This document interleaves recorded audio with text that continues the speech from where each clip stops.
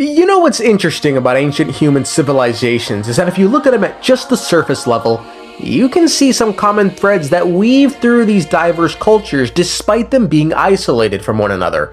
They were separated by vast distances and often lacked direct contact, yet in spite of this, human culture across different civilizations developed similar concepts, myths, and religious beliefs. The most famous of these, of course, being the dragon, a legendary mythological creature demanding respect. It's second to none, often taking a serpentine form. It's time and time again appeared in the annals of history. In Chinese mythology, there's the yellow dragon Fu Zhanlong, the dragon of hidden treasures. In Aztec culture, there's Quetzalcoatl, the dragon god of life. In Hindu mythology, we catch sight of Vritra, the dragon aspect of drought. In the Hebrew Bible, there's chaos itself taking the form of the Leviathan. And in Norse mythology, there's the embracer Fafnir.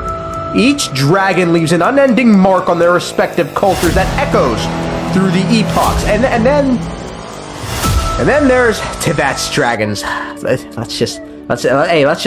play a game. Let's throw out some words every time we see one that pop into our mind. Crackheads, crybabies, war on drugs, weak, baby back bitches.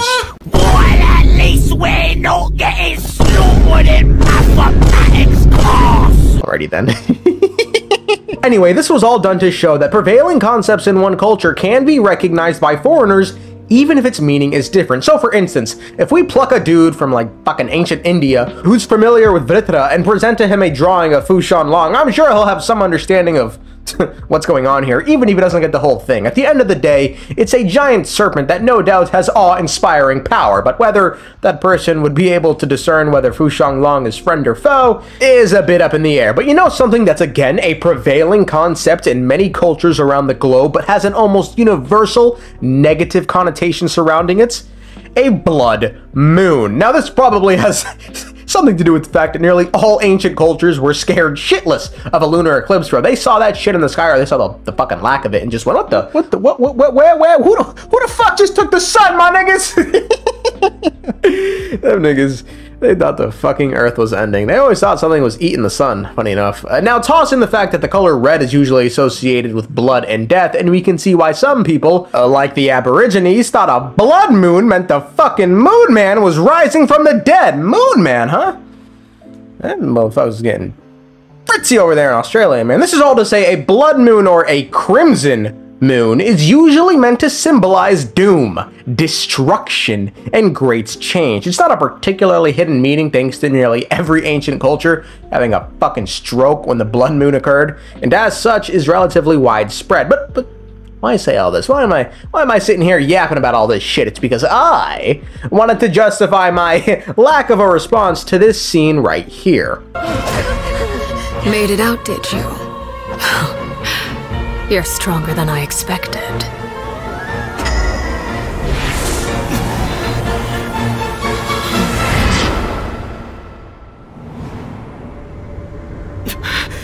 A crimson moon?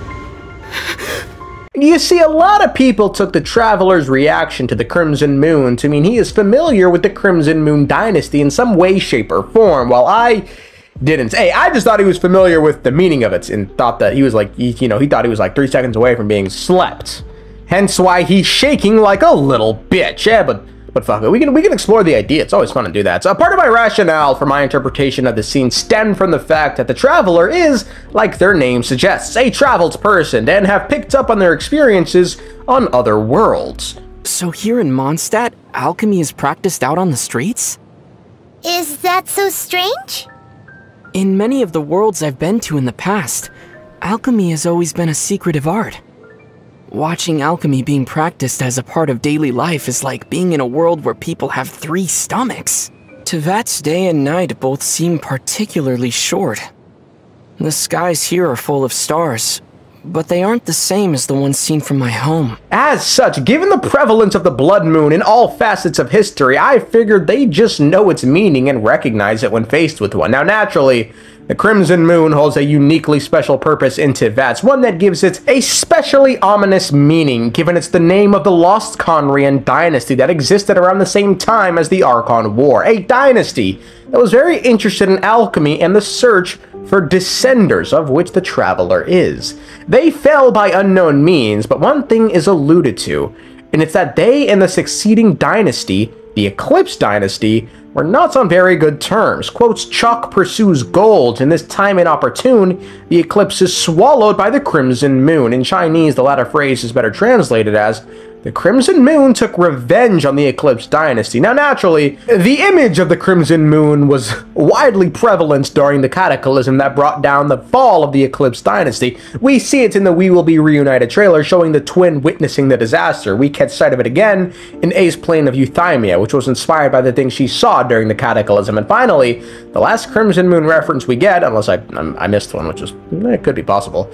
Or it could definitely be possible. I don't know shits, bro. I'm a fucking idiot. Was in Rukkhadevata's realm of consciousness, which was polluted with forbidden knowledge. So, as we can see, the Crimson Moon was plenty prevalent during the cataclysm, further solidifying this connection. But this isn't the only time a Crimson Moon has popped up. The next example has nothing to do with the cataclysm or Khaenri'ah. The other time we briefly see a blood moon was in Kazuha's teaser, which showcases him fleeing Inazuma following the death of his friend. Whether the moon was actually red on that day is questionable, but it's no doubt shown here to showcase what the blood moon stands for, independent of Khaenri'ah and its doom, which I think makes it even harder to discern what the Traveler actually means by this scene. He just sounds scared and never really comments on the deeper meaning behind the moon, not even introspectively, like they were doing all throughout the quest. Like literally in the moments right before the quest, they were thinking to themselves.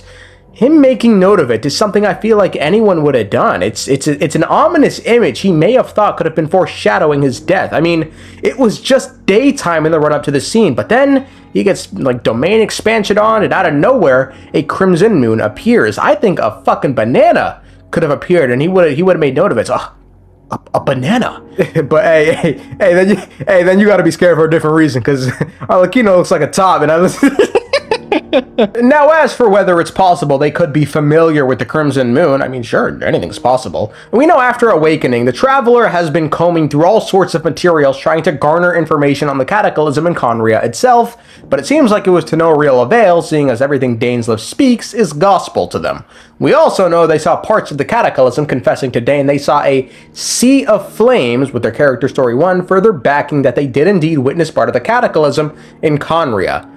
The tricky part, it feels like, is it just feels impossible to discern what exactly they saw aside from this sea of flames. During the Cataclysm, we have two shots of the sibling. The first showcasing Lumine running in an area that looks like it's in the sky. I say it might be in the sky because the moon is on the same level as the shot here and it just looks massive, but this isn't confirmation, it's a fantasy world at the end of the day. Now, the knee-jerk reaction is to assume it's the same place that we fought against our beloved sustainer of heavenly principles, but the obvious argument against these two locations being the same is the lack of a red hue here, which presumably it just avoided because it was so high up in the sky, so it wasn't affected by the red cloud that had engulfed Teyvat. But if that's the case, then this shot should also be lacking the red tints. Never minding where the scene takes place, we run into an even bigger problem in that we don't know if this scene takes place before or after they awoke their sibling. The answer could very well dictate whether the Traveler saw the Crimson Moon here, but it's impossible to say right now. Now, as for the Traveler witnessing a sea of flames, that could very well be this shot right here, given it's, you know, the sea of flames. But again, we don't know when the scene takes place relative to the opening cutscene, and the Traveler is noticeably absent from this shot. But, you know, they could have glimpsed it when the two were trying to make their escape from Teyvat.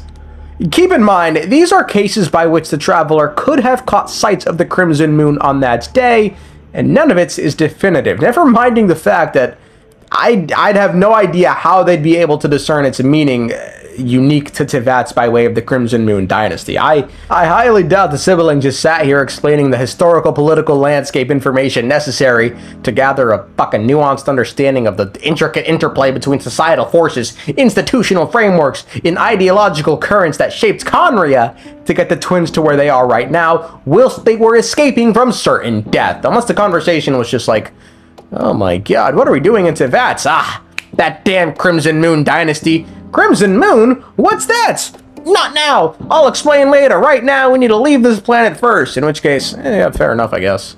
But beyond that, we don't even know when the Crimson Moon Dynasty ended, nor do we know how much the sibling actually knows of the Crimson Moon Dynasty. At the end of the day, it's all speculation, but it's fun speculation, which is why I wanted to talk about it. And lastly, it's worth pointing out, the moon was red, yes, but this is most likely stemmed from the fact that the planet was on fire, causing the sky to go red more than anything. But fate has a funny way of making things happen, so you never know.